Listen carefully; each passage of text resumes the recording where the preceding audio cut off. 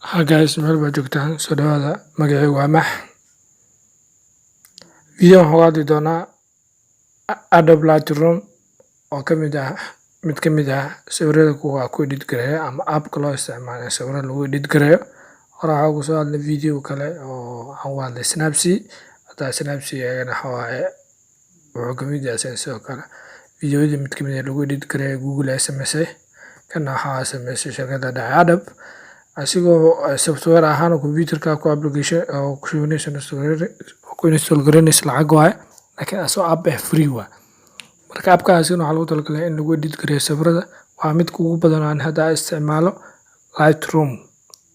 Qaar ka mid ah waxaan sharxsiyaa Snapseed iyo Lightroom together soo sawirkayga uu noqdo sawir markaas professional ah. Marka haddii Lightroom wax badan aan ka aqoonin video aan uga hadli doonaa. Waxyaalaha marka xoogga saari doono waxaa ka mid ah oo Adobe Lightroom-ka aan ku baran doonti ama video aan uga hadli doono. Kow inaan isla fahanno sawirkeena sawir qurux badan oo u noqdo lighting anagoo control iftiinka kale iyadoo markaas exposure iyo highlight iyo shadow ay ku jiraan.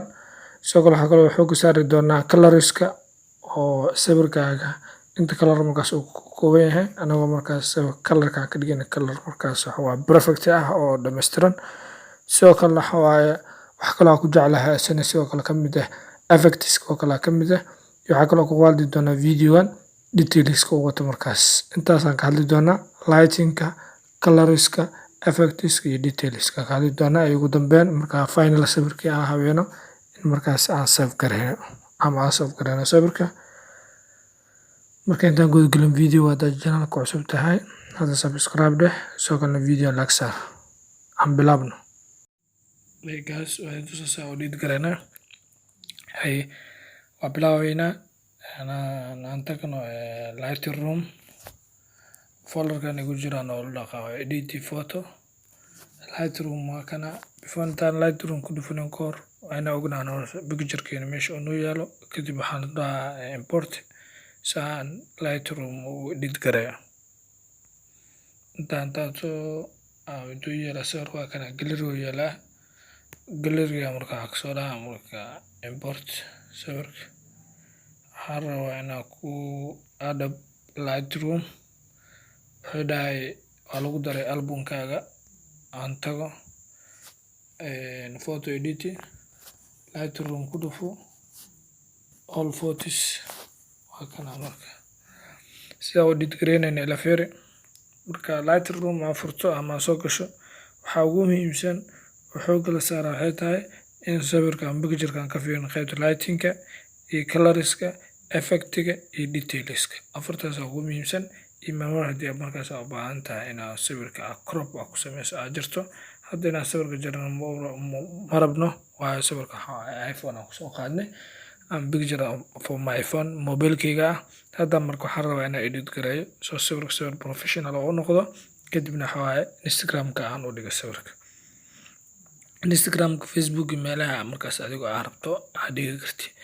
Marka Lightroom wuxuu naga saacidaa sawirkeena inuu noqdo sawir oo professional ah oo dhinac walbana laga edit gareeyo. Okay, lighting markaa ku dhufato all waxa ku soo baxaya marka exposure, contrast, highlight, shadow, white iyo black. Okay, exposure-ka ka bilaabeyna little bit 0.3 0.4 meelahaas ilaa 0.5 kugu fiican iftiinka saa u aragtaadba. Contrast-ga hadda u baahan tahay maintain camal ka dhigo.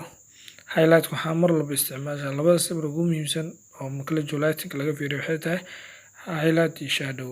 Kulama highlight-ka aad ka dhigto plus oo plus 26 28 aad ka dhigto saan oo noqona. Marka minus aan ka dhigaa mar walba waxa waa hadda highlight-ka minus aad ka dhigto shadow weyn plus aad ka dhigto. Okay, muuqaalka fiir markaasaan ka dhigno markaan uu qurux badan yahay. Highlight markaa down ka dhigno minus aadno minus 34 aad ka dhigay shadow-guna markaa plus ka aadna ka warna iska soo noqonayo. Okay, 40 dash highlight-kan ku daro 50 camal aan geeyo dash 8. Okay, mu baahno white mu baahno sawirkan black-na mu baahno dash intaas waa lighting-ka ugu bixinaa. Waxaan imaanaynaa marka colorska. colors marka ama temperature ko kale waxa uu u baahan yahay ma sawirka hadda ma u baahna temperature-ka tintii ma u baahan yahay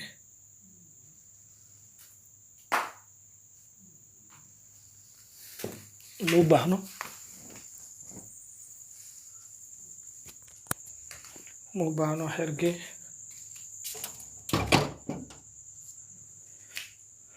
tinta ma u baahno wax yar gee age vibrancy-ga 5 6 gee saturation waxna ma u baahno color-ka imaanaya mixed ku dhufo redka waxa ma u baahan yahay gadaal gee 25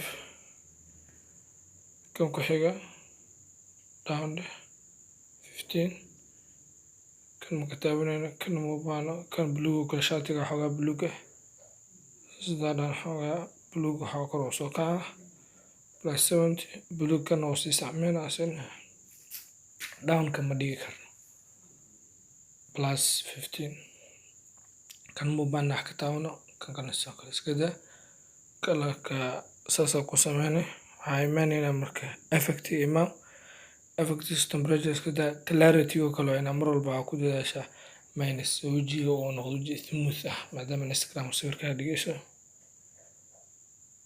25 this 20 okay waji clarity zaid noqdo soo noqo 10 ka dhig mar walba sawirka muuqaalkiisa fiir density-na plus ka dhig that's okay waa ka soconaynaa effects-ka detail-ga ma sharpening oo kale 20 ama 15 that's okay detail-ka wax yar ku dar 35 and color reduce reduction asana ka dhig 15 that's it sawirka waa habeenay isla fiirina marka before iyo after before saan u ahay waa dareemi kartaa after waa kaas before mana sawirka haynay bis waa arkaysa before waa kaas after waa kaas ka edit gareyn hadaad markii soo garayso calaamadaas oo shirka camal badhanka taawo waxaa la export jpg sawir noqona that's okay successful sawirka ku guuleysan qaybta galeriga ma كده the final picture can be written that's it okay waxaan rajaynayaa wax badan aad ka fahantay wax badan markaas oo say Adobe haddii markaas aad ku cusub tahay Adobe wax badan aan ka aqoonin aad wax ku baranay video uga hadlay lighting-ka iyo colors-ka iyo effects-ka iyo details-ka iyo ugu dambeyn aan save gareynay haddii markaas waxa ka fahantay video-gan please subscribe to channel-ka haddii aad ku cusub tahay sidoo kale like share video-gan meel baa joogtiin bye bye